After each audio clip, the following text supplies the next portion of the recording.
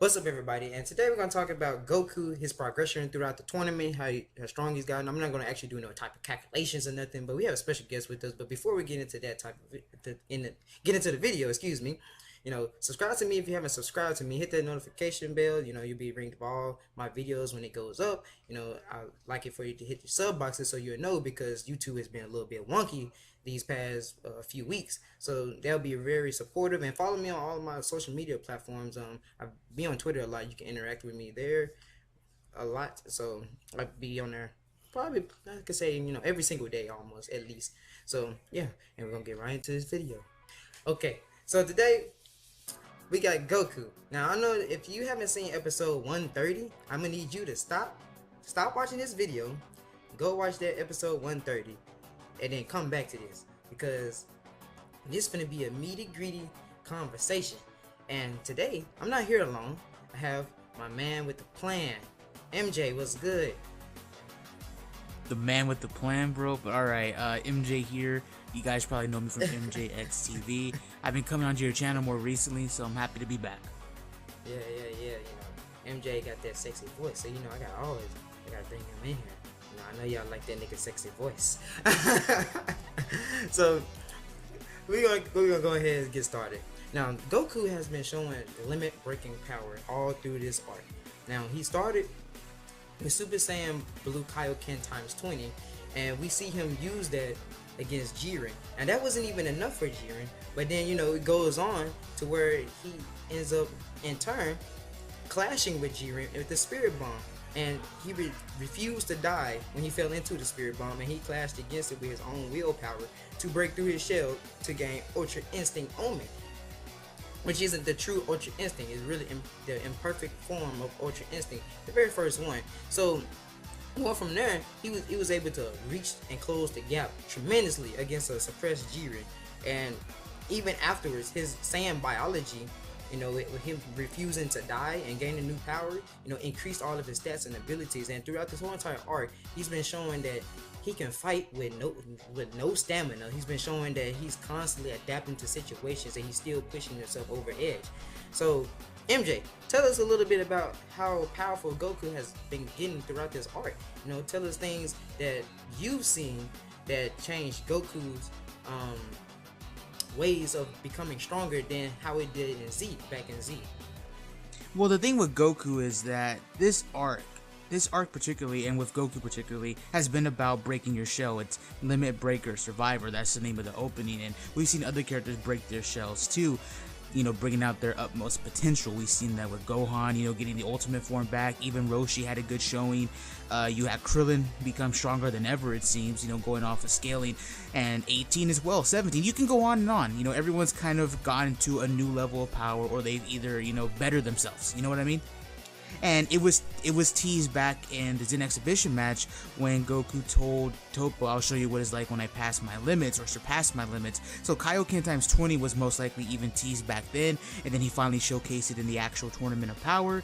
And then, of course, like you just mentioned, he broke his shell again with the Genki Dama.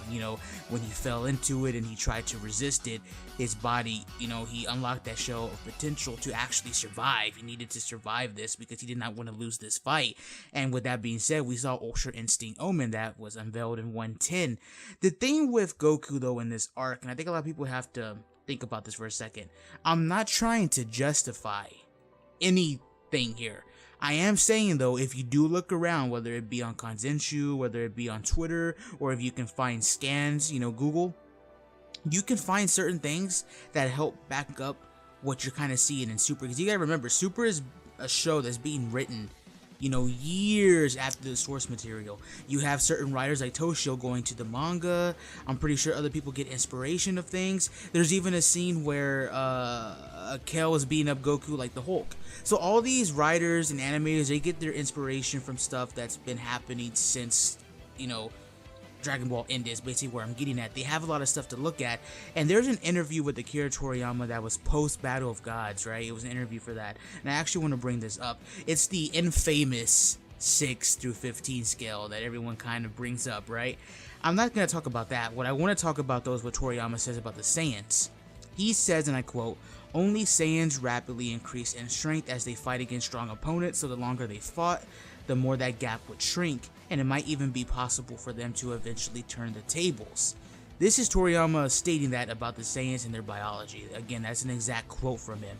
And we've kind of been seeing that in this tournament. You know, Goku, Vegeta, the Saiyans, they've all fought stronger opponents, and then they, by either means of magic and fusion or by means of their Saiyan biology, they were able to close the gap and master their opponent. So again, like I said, I'm not trying to justify this, because there are some inconsistencies with Super's writing, but there are certain things outside of the show that can kind of back up what's happening. And with this, the difference between this and Z is, why didn't this really happen in Z? You would think Goku should have been able to close the gap at certain points without, you know, needing a Sensu Bean or something like that if he kept fighting, because if you know, no Sensu Beans or healing are allowed in this tournament. That's fine and all, I'm just trying to say, there's certain stuff to back up what's going on here, and this whole arc is about limit breaking, so I'm okay with it, and Goku has definitely broken his limits a lot in this arc, so I'm sure you want to continue after the Genki Dama struggle. Yeah.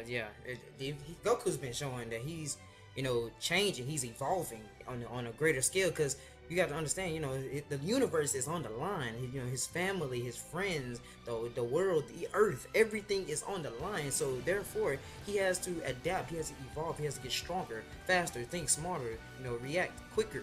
You know, he has to always be on edge. It's just like, you know, if you're working out, you know, and you're low on stamina, you know, to break and to continue on to gain more strength and to break your limits, you're going to push through it. You know, you're going to use your mind. It's all a mental. It's in the mental mind state, the state of being.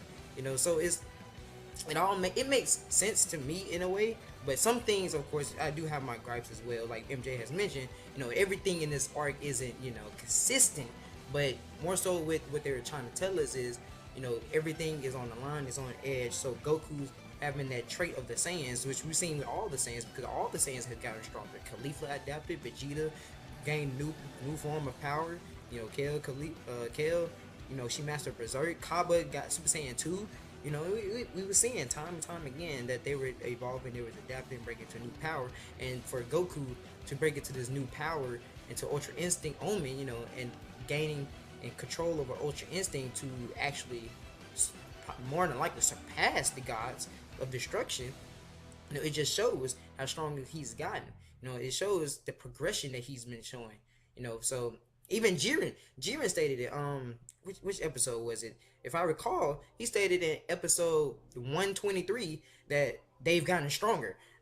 We even see in 122 where Goku went from 109, where he wasn't able to swap hands in Super Saiyan Blue and hold his own or be on the offensive, unlike in 122, 123, you know, 125, 126, going on down. You know, he's able to actually, you know, somewhat hold his own just as Super Saiyan Blue, even though he still gets, you know, shitted on. But Jiren had to start tapping into his true power.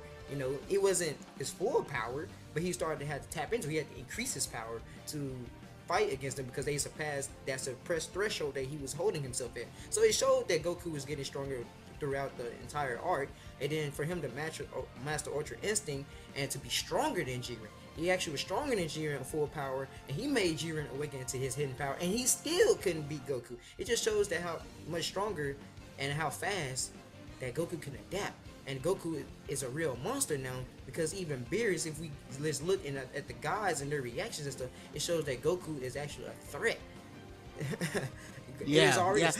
Sorry to cut you off. I just want to say there is this kind of stigma, bro, that as soon as Goku enters Ultra Instinct, he's at that same set level of power that he was in 110.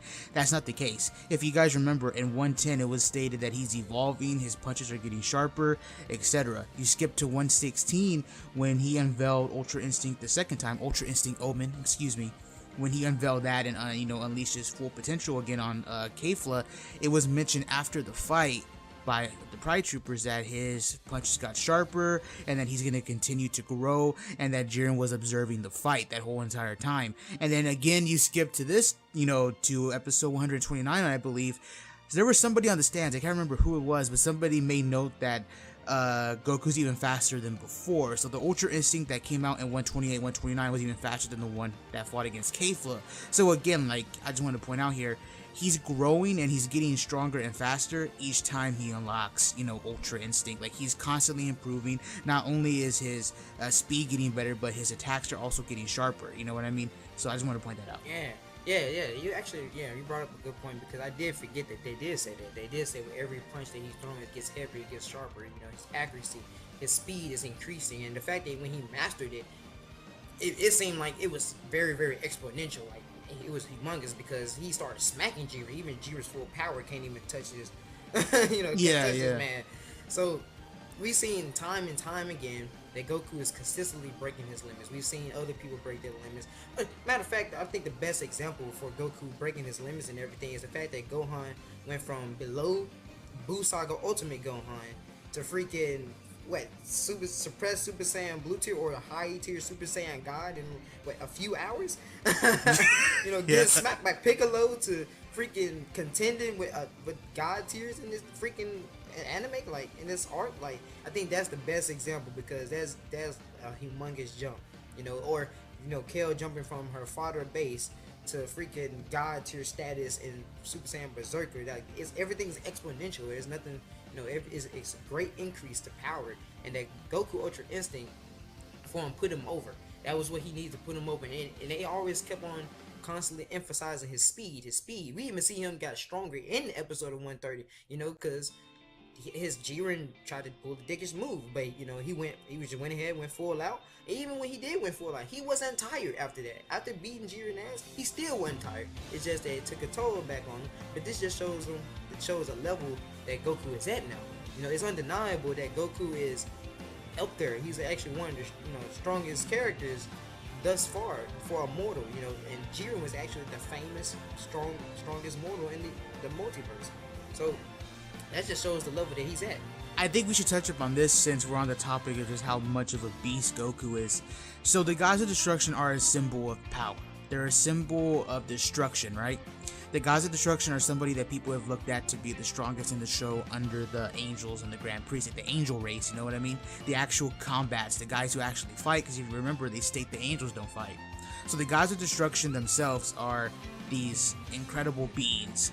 And one thing I want to bring up is that Goku and Mastered Ultra Instinct, hell, Goku and just regular Omen can solo a lot of these Gods of Destruction. I want to bring that up because if you remember, going off of Seadra, if you scale Seadra to Goku with the Kaioken times 20 stacked in the blue form should be enough for Seadra. And what I mean by this is Seadra's Hakai didn't work on Frieza. And yes, you are right, they do state that he only used some of his energy. You have to remember, no matter what percentage it was, when you add that 20 times amp, Goku in the blue form should be enough for him. Plus, even Ro is questioning if Seadra can actually really deal with Frieza if he were to turn on them and betray them. So again, I just want to point that out there. The fact that a Kaioken times 20 can most likely, there's no actual straight up statement, but can most likely destroy a lower tier God, then Master Ultra Instinct Goku can solo probably most of the Gods of Destruction. I just wanted to point that out there.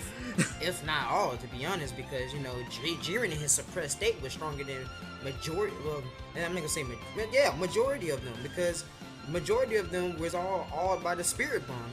They was like, oh, he must be doing some type of training. The fact that he could do this, deflect it or hold his own with just a glare, with just his mental willpower. What type of training did he do? And it showed, Beerus was even stunned by the massive energy coming off of him.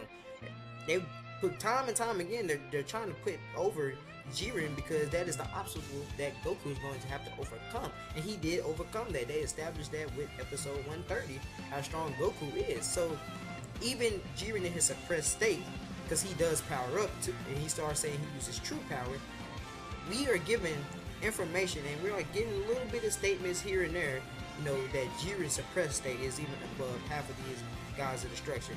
We see him was like, maybe perhaps he surpassed the God of Destruction, state, that borderline or tier, whatever you want to say. That kind of just shows, if Jiren wasn't full power for how long? For over double number digits of episodes. and he's just now hitting his full power, and then he awakened his hidden power because Goku made him awaken, and he still couldn't beat Goku. He was just able to combat Goku for a few moments, and then Goku overwhelmed him and just started beating him. Now that just shows you how massively strong Goku has gotten. So exactly. And with that being said, if you really wanted to wank the Gods of Destruction, maybe 1, 2, 3, maybe that they could actually defeat Goku. Or Beerus can probably rival him. He'll probably still give him a fight. I don't want to say he'll stomp Beerus. Beerus could probably still give him like a fight, you know what I mean? So, but yeah, if you really wanted to wank the GODs, there's probably about 3 at the most that could probably keep up with this Goku. But the fact of the matter is, that just shows how much of a beast he is, because for the longest time, these Gods of Destruction have been staples for the power, and Goku now can solo most, if not all of them.